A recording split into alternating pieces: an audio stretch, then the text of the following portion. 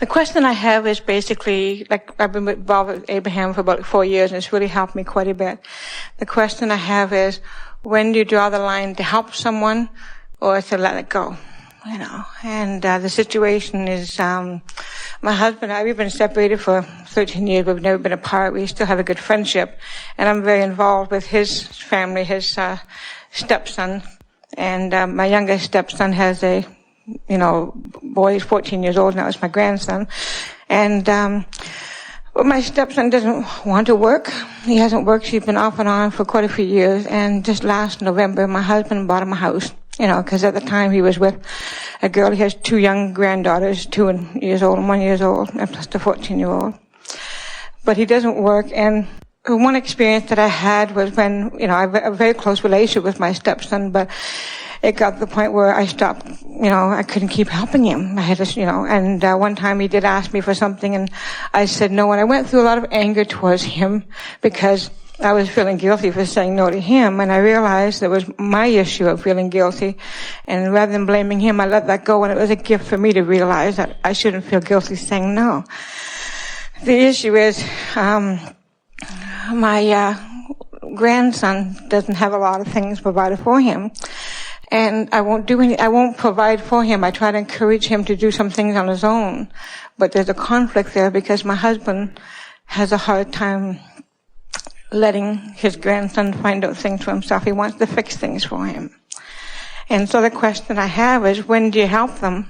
You know, and when do you say, do it for yourself? The first thing that we should talk about is what really is help. Yeah. And we could say it to you in a easy to hear way when we say anything that you help with vibrationally is the first order of business as far as we are concerned. And then, once you are assisting with the vibrational alignment, then anything that you feel inspired to then is always perfectly appropriate. But always when we visit with someone, now here we are, we're visiting with you who wants to help your ex-husband help his son, So it's a long list of people, or people getting in each other's way. And what we want you to understand is that as we are visiting with you, the only help whatsoever that we have any hope of providing is to help the one with whom we are interacting close the vibrational gap between what you want and where you are. So now let's talk about what you are just talking about, your issue in terms of that. So you talk about your husband that you are separated from, but you still are good friends. And then you talk about his son with whom you have had issues, but with whom you get along pretty well. And then you talk about his children who you care very much about. And we want you to realize that through all of this interaction with all of these people, you've launched many rockets of desire into vibrational escrow. So we're not just talking about one thing that you want. We're talking about many things that you want. We're talking about these bright children, especially this one grandchild that you're wanting to help find his way. You're talking about your stepson who you do care about, that you've had your issues with, that you've sort of mended. You're talking about your husband that you are separated from. And so there are many layers of intentions that are over there percolating in vibrational escrow. And what we would like you to understand is that you have perfectly amended them as you've been living through life. In other words, every exposure to each one of these people has caused you to clarify what you want. And your source, that which man calls God, every time you've been in the middle of one of those contrasting experiences, the conclusions or preferences that were born out of whatever you were living, source says, yes, we will assist with that. Consider it done. But you've now got to get up to vibrational speed with it. So now let's take it one issue at a time. So let's talk about this grandson of yours who is 14, did you say? 14, who does not have a lot of things that are provided for him and clearly has things that he desires. So as you look at him, what is your desire for him? From all that you've been living, what's your desire for him? Leave his grandfather out of it. Leave his father out of it. Because we're talking about cleaning up your issue, cleaning up your energy relative to these issues.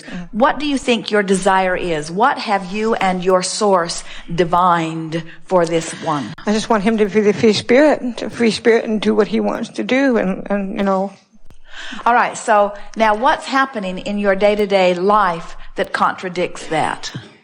I don't go there that much. You know, I don't visit him that much. But when we do get together, you know, we have a good time because, you know, So you really don't have any energy to clean up relative to him. Is that what you're saying? No, nothing, no. All right, so we'll check that off the list. Now, the next one is this stepson. So what is it that you desire relative to him? What desire has been born within you about him as a result of your interaction with him? What's your desire? To be independent and provide for himself and, you know, and do things that he wants to do and not be so dependent. All right. Or not be a freeloader, basically, is the term I guess. All right. So your life experience has caused you to launch that desire, and you've been working on that for many years, launching that. And so it's over there. And do you accept that you've launched that desire and that Source is in agreement with it? And so one point of that vibrational relativity is well in place. Okay. So now the only question that we want to discuss with you is, where are you? Are you a vibrational match to your own desire, or are you letting his current behavior dominate your vibration and cause you to be in separation from your own desire? You were talking about guilt and how you got over the guilt and that sort of thing. And you're really close to really understanding this, because we want you to understand that as you've lived life and you've watched this person, you actually have launched rockets of desires about that person in your life. Now, we're going to say this in 2 or 3 different ways because we really want you to hear this. Who you really are, the source that is you, has created a different point of view about this person than he is currently showing to you. We'll say it in another way.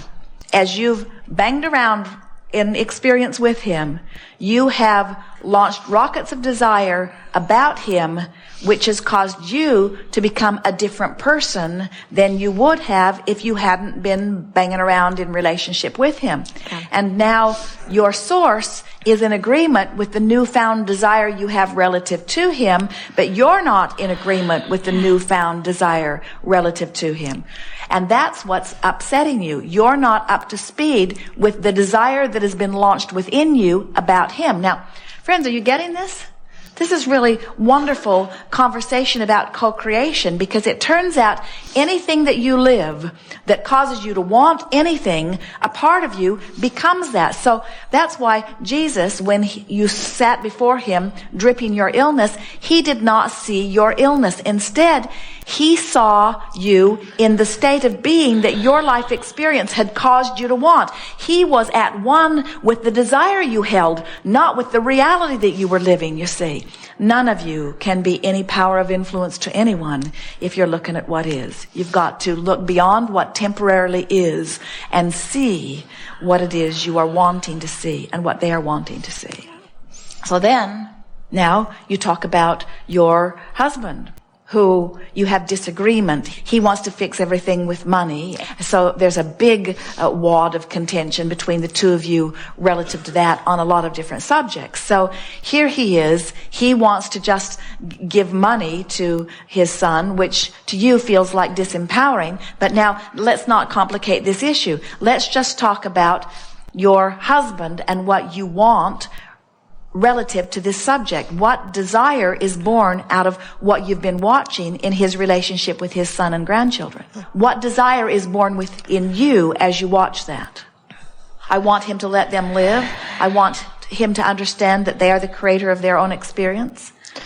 Yeah, I want him to not put so much of his stuff into it because it affects him, you know, his health. He's just so stressed out because he's frustrated too. All right, so this is really interesting because You're stressed out over him being stressed out, and he's stressed out over him being stressed out, and then they're stressed out over all of you being stressed out. And we say, somebody's got to break that chain of pain. And since you're the one here visiting with us, we think it's going to be you. So you clean up your vibration relative to your grandson, you clean up your vibration relative to your stepson, and now you clean up your vibration relative to your husband, which is, so what you wish for him is that he not worry so much. And the thing that we want you to understand is all these years that you've been watching this, you've been launching those rockets of desire. You've been wishing for this and wanting this, and Source has said, all right, done. And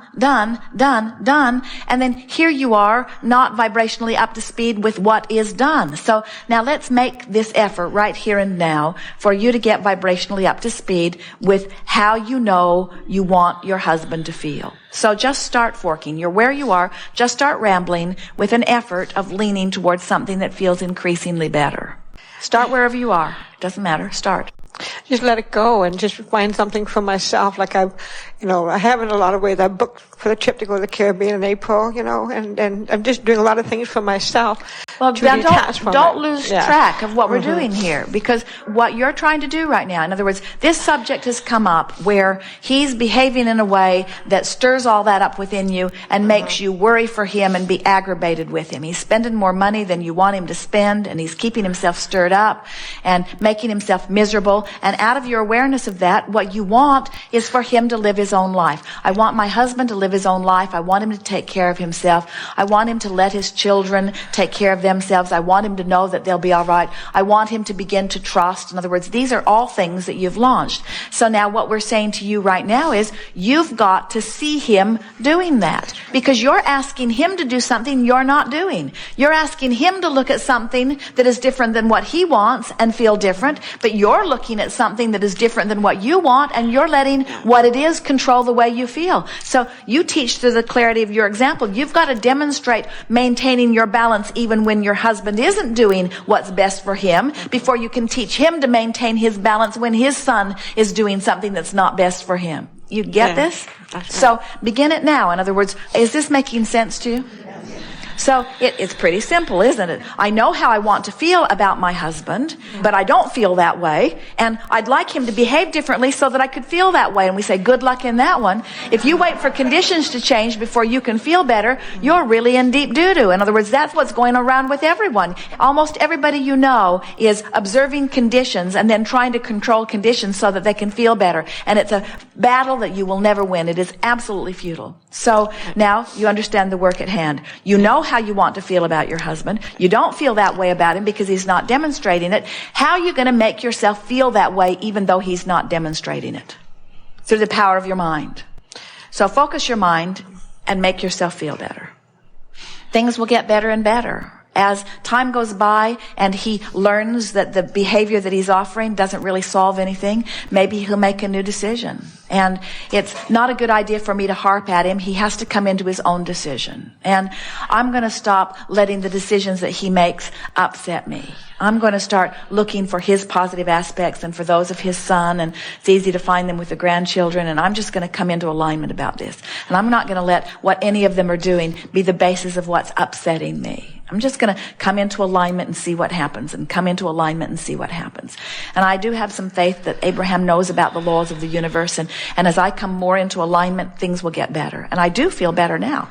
I'm feeling some relief right now. As I'm not trying to solve all of those problems, all I have to do is close the vibrational gap between what I clearly want and how I've been thinking. I feel better. This was a good moment in time. That's all the work is. The work never gets bigger than that. Just take the issue that's bothering you, figure out what it is that you want, and then try to work yourself as close to what you want as you can right now. And if you don't make it, then drop it and come back to it again. It'll come up over and over again. But next time this subject comes up, in other words, next time you hear your husband complaining, you're in a different vibrational place. And now you're more armed to say some of the things that you've been practicing in his absence. Reassurance comes from those who feel reassured.